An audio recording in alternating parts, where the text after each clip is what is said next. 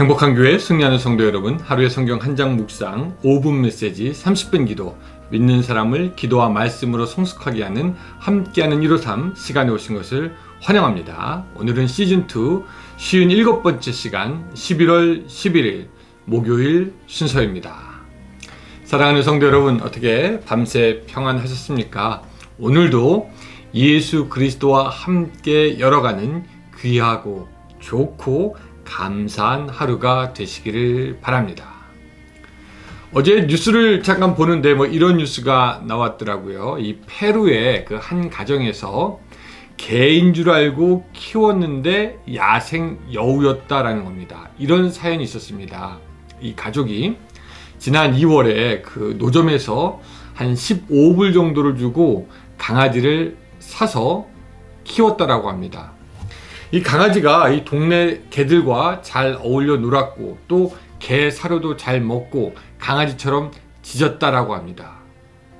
그런데 이제 어느 날 이 강아지가 가출을 하게 되고 동네를 떠돌게 됐는데 그때부터 문제가 발생하기 시작했습니다.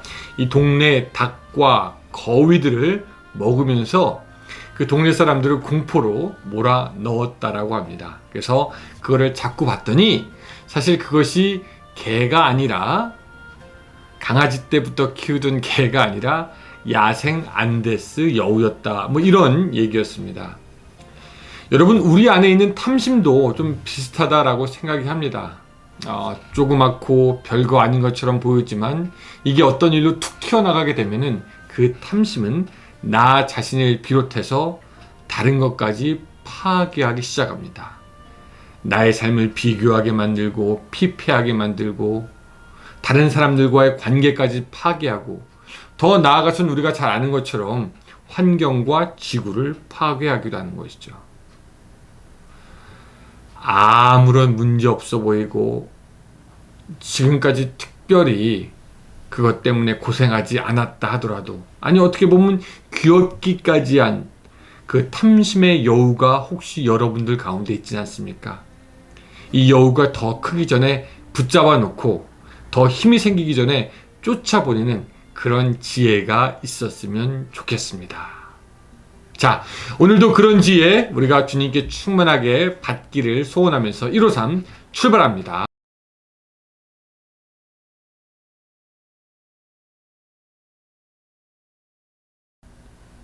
오늘 말씀은 누가복음 14장 15절부터 24절까지의 말씀입니다. 자, 우리 같이 한번 보겠습니다. 14장 15절부터 24절까지의 말씀. 자, 제가 읽겠습니다. 여러분들도 집에서 성경책을 꼭 펴시고 같이 읽어주시기 바랍니다. 함께 먹는 사람 중에 하나가 이 말을 듣고 이르되 무릇 하나님의 나라에서 떡을 먹는 자는 복되도다 하니, 이르시되 어떤 사람이 큰 잔치를 베풀고 많은 사람을 청하였더니 잔치할 시각에 그 청하였던 자들에게 종을 보내어 이르되 오소서 모든 것이 준비되었나이다 하매, 다 일치하게 사양하여 한 사람은 이르되 나는 밭을 샀음에 아무래도 나가 보아야 하겠으니 청컨대 나를 양해하도록 하라 하고, 또 한 사람은 이르되 나는 소 5 겨리를 샀음에 시험하러 가니 청컨대 나를 양해하도록 하라 하고, 또 한 사람은 이르되 나는 장가 들었으니 그러므로 가지 못하겠노라 하는지라. 종이 돌아와 주인에게 그대로 고하니 이에 집 주인이 노하여 그 종에게 이르되 빨리 시내 거리와 골목으로 나가서 가난한 자들과 몸 불편한 자들과 맹인들과 저는 자들을 데려오라 하니라. 종이 이르되 주인이여 명하신 대로 하였을 때 아직도 자리가 있나이다. 주인이 종에게 이르되 길과 산울타리가로 나가서 사람을 강권하여 데려다가 내 집을 채우라. 내가 너희에게 말하노니 전에 청하였던 그 사람들은 하나도 내 잔치를 맛보지 못하리라 하였다 하시니라. 아멘. 예수님의 가르침은요, 당시의 사람들에게는 굉장히 특이하고 이상하고 이해 안 되며 혁명적인 가르침이었습니다. 왜냐하면은 예수님은 당시에 당연하게 받아들여야 할 것들을 당연하다고 여기지 않고 다르게 풀이하셨고, 다르게 말씀하셨고, 다르게 행동했기 때문입니다. 처음 된 자가 나중된다. 나중된 자가 처음 된다. 잔치에 가면 상석에 앉지 말고 말석에 앉아라. 뭐 이런 가르침들이요. 또 바리새인들이 뻔히 보는 데서 안식일에 병자를 고치는 일들. 또한 어머니와 동생이 밖에 있다고 하자 가족들을 나가서 만나는 것이 아니라 하늘에 계신 내 아버지의 뜻대로 하는 자가 내 형제요, 자매요, 어머니니라 라고 하면서 사람들이 쉽게 이해하지 못할 말들, 뭐 가족관계까지 모호하게 만드는 그런 가르침을 예수님께서 하셨던 것을 우리가 보게 됩니다. 뭐 지금 우리는 그게 그냥 그런가 보다 라고 받아들이지만, 당시에는 이 교훈들이 쉽게 받아들여질 만한 것들이 아니었습니다. 또 우리가 알지만 사마리아 여인과 말을 섞는 예수님, 당시에 상상할 수 없는 일이었죠. 세리의 집에 가는 예수님, 그래도 되나? 이해가 안 되는 예수님의 행동과 가르침을 유대인들은 눈으로 보았습니다. 그리고 사실 예수님의 그 가르침은요, 그 교훈은요, 사실 지금의 우리도 어떤 때에는 이해가 되지 않고 왜 그럴까라고 생각하게 되는 것도 사실입니다. 오늘 예수님께서 말씀하시는 이 비유도 사실 당시의 사람이나 지금 우리들이나 쉽게 받아들이고 이해하기가 쉽지가 않습니다. 예. 그래서 한번 좀 얘기를 해봅니다.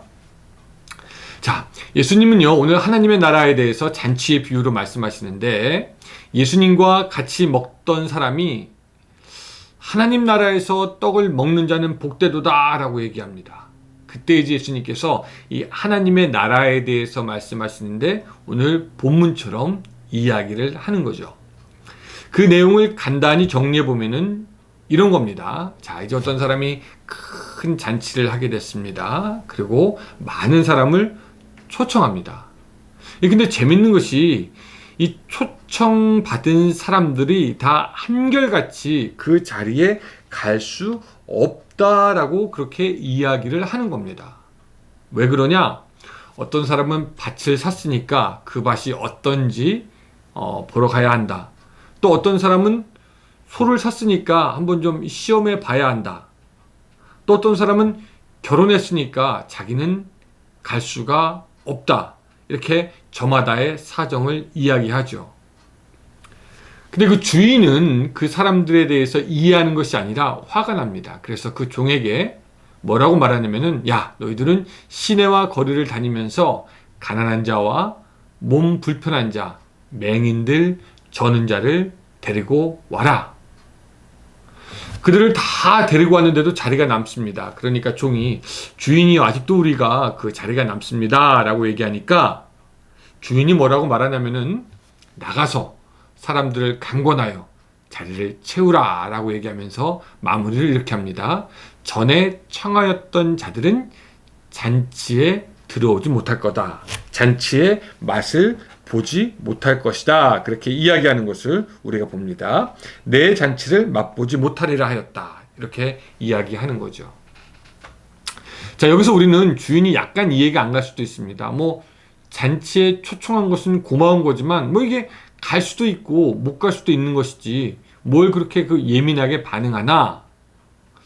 전에 청하였던 자들은 잔치의 맛을 보지 못한다. 이거 너무 좀 마음이 좁은 거 아닙니까? 아니, 그거 갖고 화를 낼 만한 겁니까? 라고 우리는 생각할 수가 있다라는 거죠. 근데 이제 이거를 조금 더 깊이 들어가 보면은 이런 내용들이 있습니다. 당시에 유대인들이 잔치를 할 때 가졌던 관습들이 있는데 이런 거였습니다. 주인은 잔치를 하기 전에 초청을 합니다. 1차적으로 초청을 하는데 이 초청에 가겠다고 응한 사람들은 보통 꼭 갔다라고 합니다.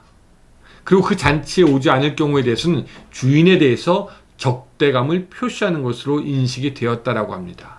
그리고 이제 1차에 잔치 오겠다고 한 사람들이 어느 정도가 모이게 되고 그 헤드 카운트가 되면은 사람 숫자가 파악이 되면은 이제 그거에 맞춰서 잔치를 준비하고 그 잔치가 열리기 바로 전에 2차로 초청을 다시 한다고 합니다. 잔치가 준비되었으니까 오시오. 그리고 이때 2차로 오는 사람들은 그 말씀드렸지만 1차에 응했던 사람들로서 꼭 와야 된다라는 것이죠. 막판에 음식이 다 준비되었는데 오지 못한다. 이러면 주인으로서는 그것이 큰 낭패일 수밖에 없습니다. 왜냐면은 그 사람의 몫으로 준비를 다 음식을 했는데 애써 준비한 음식을 다 버리게 되는 그런 판이 된 것이기 때문입니다. 자, 여기서 1차 초청에 응해서 기껏 오겠다고 하고 오지 아니한 사람들, 세 종류의 사람들이 있죠. 밭을 산 사람들, 소를 산 사람, 또 결혼한 사람. 이 사람들은 1차적으로 유대인들을 이야기합니다. 그들은 하나님께서 가장 먼저 그들을 구원으로 초청하시고 또 그들 역시 하나님의 구원에 응하는 듯 했으나 막상 그들은 예수 그리스도를 거부함으로 하나님의 나라의 잔치에 참여하지 못하게 되었다라는 것을 우리가 보게 되죠. 그리고 그 잔치에 참여하지 못함으로 말미암아 생겼던 빈 자리를 이방인들이 채우게 되고 이방인들이 하나님의 나라의 만찬에 함께하며 주인과 같이 시간을 보내는 것을 우리가 알고 있습니다. 유대인들 보기에는 구원에 합당하지 않은 사람들이 하나님의 구원과 하나님의 놀라운 은혜 가운데 참여하게 있게 되는 것을 우리가 압니다. 근데 이제 두 번째로 이 사람들은 그러니까 잔치에 가겠다고 해서 약속하고 가지 않은 이 사람들은 어쩌면은 오늘 우리 많은 수의 현재 그리스도인들을 칭하는 것이 될 수도 있겠습니다. 여러분, 많은 수의 그리스도인들이 예수님을 믿겠다, 하나님을 따르겠다, 손들고 하나님의 구원을 받아들이고 예수님을 영접한 것처럼 보입니다. 또 어떤 사람은 굉장히 열정적으로 예수님을 믿기도 하죠. 그러니까 1차 초청에는 다 응한 것처럼 보입니다. 내가 예수님을 구주로 영접합니다. 이런 거죠. 그런데 어찌된 일인지 그 마음이 계속되지 않는 것을 봅니다. 주님을 영접하기로 했고 하나님을 믿기로 했으면은 더 크게 하나님의 풍성함 가운데 거하며 하나님의 나라의 잔치에 참여하도록 초청받았지만 오늘 본문에서 사람들이 밭을 사고 소를 사고 결혼한다고 해서 잔치 자리에 가지 않는 것처럼 오늘 많은 수의 그리스도인들이 삶의 여러 가지 일들로 인하여서 하나님의 나라의 새 시대가 열렸는데 하나님의 나라의 잔치가 이제 벌려졌는데 참여하지 않는 것이고 하나님과 함께 먹고 마시며 누리며 같이 일할 수 있는 특권을 포기하고 버리는 겁니다. 그리고 결국 하나님의 나라에서 돌아서는 겁니다. 구원받고 믿는 것은 좋지만 딱 거기에 머무르는 것이지 더 큰 잔치에 와서 함께하라는 주인의 명령을, 주인의 초청을 듣지 아니하는 것이죠. 밭을 사는 것, 소를 사는 것, 결혼을 하는 것, 그들의 삶에 있어서 충분히 중요한 일이라는 것 우리가 압니다. 그런데 하나님의 나라에 들어가는 것은 예수님이 말씀하신 것처럼 밭을 가는 사람이 밭을 갈다가 보물을 발견하고 모든 것을 다 팔아서 그 밭을 사고 보물을 소유하는 것처럼 하나님의 나라에 들어가는 것은 사실 그 모든 것 우리에게 중요하다고 생각하는 것을 포기할 때 비로소 얻게 되는 것임을 우리가 압니다. 그만큼 하나님의 나라는 가치가 있고 그만큼 하나님의 나라는 위대하며 우리가 따라가야 될 삶의 목적이 되기 때문이죠. 또 사실 가만히 보면은 밭을 샀다는 것, 소를 사서 시험해 봐야 된다는 것, 결혼을 했다는 것, 이것이 여러분 핑계일 수가 있습니다. 여러분 밭을 살 때에는 이미 그 밭에 대해서 다 아니까 사는 거죠. 소를 샀다는 것은 그 소에 대해서 알고 있으니까 사는 거죠. 이미 테스트 다 하고 삽니다. 장가를 들어서 잔치에 못 간다는 것, 이게 핑계가 되는 이유가 뭐냐면은 이 당시 유대인들은 결혼을 하면은 1년 동안 남자는 공적인 의무에서 빠질 수 있게 됩니다. 그런데 잔치에 참여하는 것은 그런 공적인 의무가 아니라 자기가 얼마든지 할 수 있는 일이라는 거죠.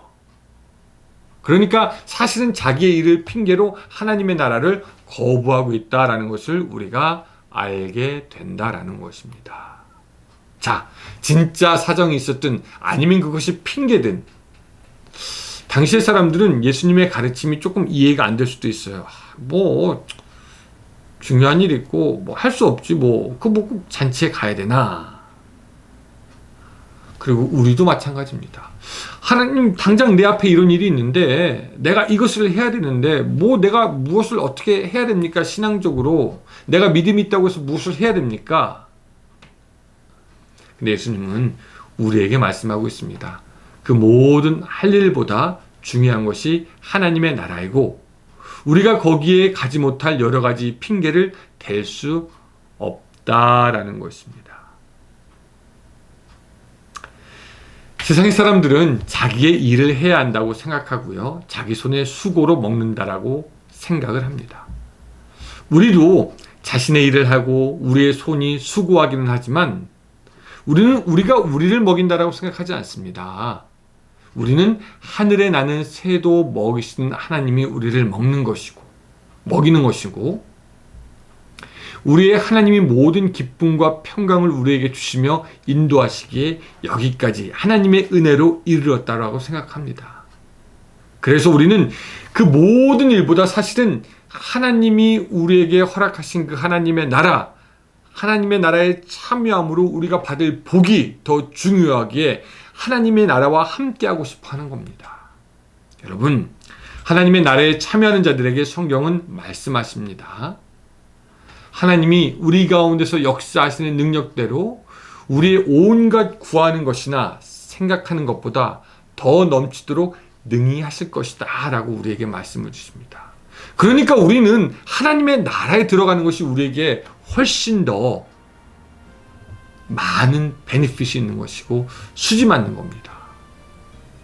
또 뭐라고 얘기하냐면 나의 하나님이 그리스도 예수 안에서 영광 가운데 그 풍성한 대로 너희 모든 쓸 것을 채우리라고 고백을 합니다. 성경이 우리에게 말씀을 합니다. 그러니까 우리에게 할 일이 많다고 하지만 사실은 하나님의 나라에 들어가서 하나님과 함께 있는 것이 더 우리들의 삶에 하나님의 풍성함을 나타낼 수 있다라는 것이죠. 사랑하는 성도 여러분, 오늘 하는 모든 일, 어떤 일보다 먼저 하나님의 나라의 잔치에 참여하고 말씀의 기쁨에 들어가고 기도와 함께 주님과 동행하면서 주님이 주시는 것으로 먹고 살고 행동하고 주님이 주시는 것으로 공급받으며 이 세상을 이기는 여러분들이 될 수 있기를 주님의 이름으로 축원합니다. 기도하겠습니다. 하나님 아버지, 오늘 우리 가운데 함께하여 주시옵소서. 우리가 하나님의 나라의 잔치에 초대받았음을 기억합니다. 그 잔치에 우리가 우리의 일에 바쁨으로 인하여서 또한 핑계로 인하여서 가지 않는 것이 아니라 오히려 그 잔치에 응함으로 하나님과 함께 먹고 마시고 누리고 평안 가운데 있는 우리들의 삶이 될 수 있도록 주여 도와 주시옵소서. 예수님의 이름으로 기도드리옵나이다. 아멘. 예, 감사합니다. 예, 오늘 하루 좋은 하루 보내시고 저는 금요일 날 또 여러분들 뵙겠습니다. 안녕히 계세요.